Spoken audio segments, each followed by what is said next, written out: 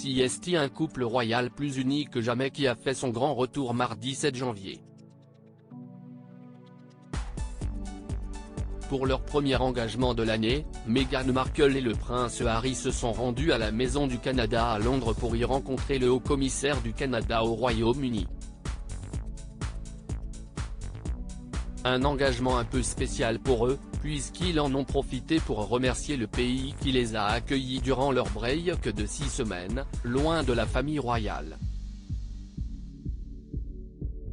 CST en effet à Vancouver que le duc et la duchesse de Sussex ont passé les fêtes incognito avec leur fils Archie, notamment pour s'éloigner de la pression médiatique qu'ils ont du mal à supporter depuis leur mariage. CST donc reposé et visiblement revigoré que le couple Sussex a repris ses engagements à bras-le-corps, eux qui ont fait l'objet ces derniers mois de nombreuses polémiques, les menant même à mener une guerre contre les médias, accusés de les harceler.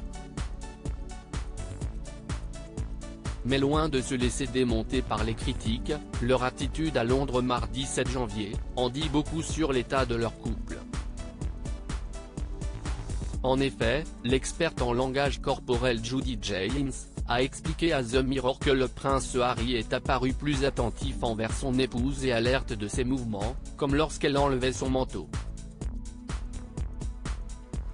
Si CST d'ordinaire cette dernière qui se montre très tactile, cette fois, CST bien le frère du prince William qui a multiplié les délicates attentions, avec des gestes tendres. Le rituel de protection mutuelle de Meghan et Harry, main sur l'épaule, main dans la main.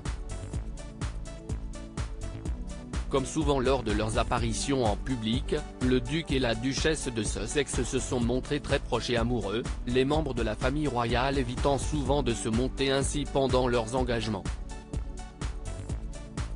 La tenue de la main est clairement un geste important pour Meghan quand ils sont en public, elle a même semblé tendre la main à Harry pour qu'il la prenne pendant qu'il marchait, souligne ainsi l'experte.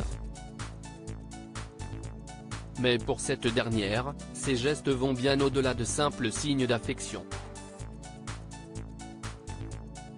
Les deux semblent vouloir se rassurer l'un et l'autre, Harry ayant l'air plus attentif envers sa femme que d'habitude, souligne-t-elle, précisant que cette attitude n'est ni plus ni moins que le résultat de leur burn-out dont ils ont fait part durant leur voyage en Afrique du Sud.